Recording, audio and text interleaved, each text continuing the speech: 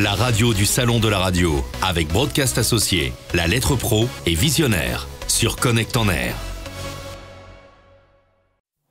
L'interview sur Connect en Air, depuis le Salon de la radio. Nous recevons Karamoko Bamba, bonjour. Bonjour. Bonjour, alors vous êtes le président de l'URCPI, vous gérez en fait 150 radios basées en Afrique, c'est bien ça? Oui, en Côte d'Ivoire plus précisément. En Côte d'Ivoire plus précisément. Eh bien, on m'a pas précisé ça sur mes petites notes, je vais aller engueuler, on peut dire engueuler, on est au Salon de la radio, on a le droit?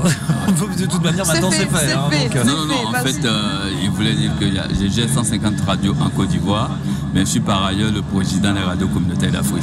D'accord, donc voilà, 150 en Côte d'Ivoire, mais vous gérez l'association des radios communautaires africaines. Et il y en a combien alors du coup, des radios communautaires africaines en tout? Alors les radios communautaires africaines, je ne peux pas donner le nombre exact parce qu'il faut considérer qu'il y a au moins 30 pays qui sont membres de l'Union des radios de proximité de Côte d'Ivoire. Et non pas de l'Union, de l'Association mondiale des radios communautaires d'Afrique. Donc le nombre exact, non, mais il y a au moins une trentaine de pays membres de la marque africaine. Ah oui, alors s'il y en a autant qu'en Côte d'Ivoire, ça veut dire qu'on est aux alentours de beaucoup. À peu près, on fait 100 fois 30. Fois 30 minimum, et je ne vais pas faire le calcul puisque je vais me tromper. Voilà, vous venez justement nous parler de cet univers de la radio africaine. Il y a des spécificités, est-ce qu'elles sont toutes francophones? Ah non, elles ne sont pas toutes francophones. Il y a les radios francophones, il y a les radios lusophones, il y a les radios anglophones. Voilà, parce que c'est la Côte d'Ivoire, c'est le Ghana, c'est le Libéria, c'est le Nigeria, c'est tout le monde, c'est l'Afrique, quoi, dans son entièreté. Et vous-même, vous êtes basé en métro à Paris? Non, je suis basé en Côte d'Ivoire. Je suis basé à Abidjan. Je suis là à l'occasion du salon. Très bien, très bien. Vous connaissez tout de même la radio en France. Est-ce qu'il y a des différences? Quelles sont les spécificités, l'environnement de la radio, des radios, parce qu'il y en a plusieurs, c'est pas un seul... Oui, bien sûr. L'environnement des radios africaines, c'est d'abord, on est en Afrique, c'est d'abord la première des choses. Et les deux, nos radios, pour ce que je constatais ici, sont très écoutées encore. Parce que j'ai entendu ici, par exemple, que les jeunes n'écoutent pas plus trop assez la radio. Nous, on est d'une civilisation d'oralité. Et puis, il faut le dire, il y a beaucoup de pays qui ont un taux d'analphabétisme assez avancé. Donc, les gens sont encore très attachés à la radio. À l'oralité de la radio. Mais absolument, parce que les gens aiment s'écouter, les gens aiment écouter les autres. Donc, et puis, dans leur environnement immédiat, ils veulent savoir ce qui se passe. Donc ils passent à la radio, on leur tend le micro, donc ils aiment encore écouter la radio. Mais c'est vrai que c'est un petit peu logique parce que l'Afrique a quand même la réputation d'être un continent de conteurs. Il y a beaucoup de conteurs africains, donc les gens aiment bien raconter et écouter. Il n'y a pas de civilisation d'oralité, ça veut dire qu'on aime parler, on aime s'écouter, on aime écouter, donc on aime écouter la radio. Voilà. Et vous parliez des auditeurs, il y a beaucoup de temps de libre antenne sur les radios africaines? Oui, il y a beaucoup de temps de libre antenne, mais il y a aussi beaucoup de temps d'émission, parce que l'autre spécificité, c'est que non seulement nous parlons à nos auditeurs dans les langues dites officielles. Quand je prends le cas de la Côte d'Ivoire, c'est le français. Quand vous allez au Ghana, c'est l'anglais. Mais en plus de ces langues officielles, il y a les langues locales, il y a les langues nationales, il y a les langues que les communautés comprennent le plus.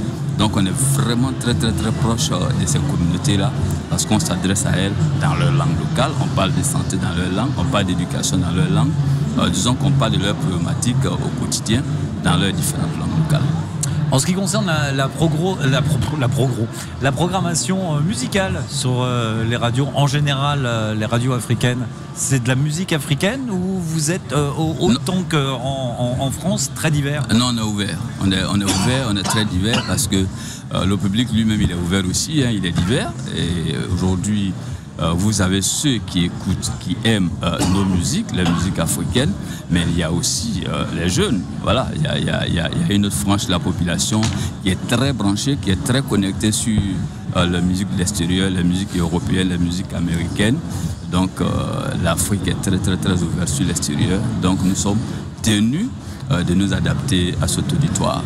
Puisque contrairement, c'est ce que vous disiez, contrairement en Europe ou en France, les jeunes sont encore beaucoup à la radio, sont encore beaucoup à l'écoute de la radio, alors que, bon, en France, malgré ce qu'on prédisait, que la radio, la radio allait un peu souffrir de désamour, elle est toujours écoutée, mais vous disiez que la radio reste quand même un des médias le plus important en Afrique. Mais absolument, un des médias les plus importants, parce que très proche de la population, comme je l'ai dit. C'est vrai qu'avec avec le numérique, avec les réseaux sociaux, les jeunes sont très très très branchés sur les réseaux sociaux. Donc la radio elle-même s'adapte aujourd'hui à ce contexte nouveau-là.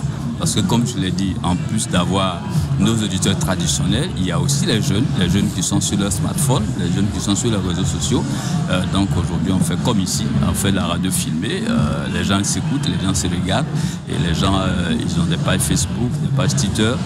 Donc ils sont vraiment, je veux dire que oui, les gens sont ici au quotidien, ils sont en France, ils sont aux États-Unis, ils sont partout au quotidien. Donc on exporte les mêmes technologies là, on essaie de nous adapter. Et c'est d'ailleurs une des raisons pour lesquelles nous on est là, pour voir ce qui se passe ici. On sait ce qu'on fait chez nous, mais on veut voir ce que les gens font ailleurs. Alors qu'est-ce qui se passe ici? Qu'est-ce que vous avez trouvé de beau au salon de la radio? Alors ce que j'ai trouvé de bien, c'est d'abord l'avancée technologique, c'est d'abord le matériel de qualité, et je pense que c'est extrêmement important. Parce qu'en même temps que nous sommes des radios communautaires, nous évoluons dans un environnement concurrentiel terrible parce qu'il y a les radios commerciales qui existent, donc qui ont du matériel de qualité. Donc c'est pas parce que vous êtes dans une petite localité que votre auditeur va forcément vous écouter à tout moment si vous n'avez pas un confort d'écoute, si vous n'avez pas un bon programme. Donc ici on a déjà vu qu'il y a du matériel de qualité, donc il faut travailler avec du matériel de qualité.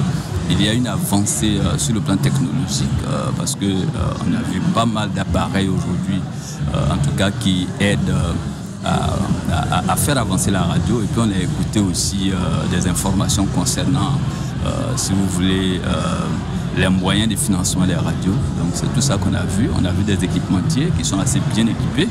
Je pense qu'on a besoin d'avoir des partenaires de qualité. Ça vous a donné des idées? Vous avez lié des partenariats? Mais la première idée, c'était déjà de passer sur votre plateau. Je pense que c'est vous avez raison, je crois. C'était déjà très important. Et puis, effectivement, nous avons discuté avec pas mal de partenaires pour avoir des partenariats pour nos radios. Parce que je suis ici aussi avec les radios communautaires du Sénégal, de la Guinée, donc avec pas mal d'autres radios communautaires. Et on a été très, très, très intéressés par tout ce qui a été fait, par tout ce qu'on a vu ici. Et vous allez rester jusqu'à 17h, jusqu'à la clôture du salon? Mais absolument, pour on est là depuis le premier jour, on sera là jusqu'à la fin. Eh bien, vous avez très raison. C'est pas du tout français ce que je viens de dire. Pas du tout. Je crois que c'est le trac qui me fait dire des bêtises, mais oui, tant qu'on se comprend, tout va bien. Oui, non, il nous faudra simplement un décodeur pour pouvoir réécouter cette émission, mais tout va bien, merci. On parlait de digitalisation, on est dans le thème. Décodeur. De la digitalisation? Oui, Ah, bah je ne sais pas. Mais en tout cas, je ne comprends pas, oui, très certainement. Merci. Alors, j'ai pas mis mes lunettes. Il n'a pas mis ses lunettes. Merci, Karamoko Bamba. The radio of the European Radio Show thanks all its exhibitors. See the complete list on the new Radio Show mobile app.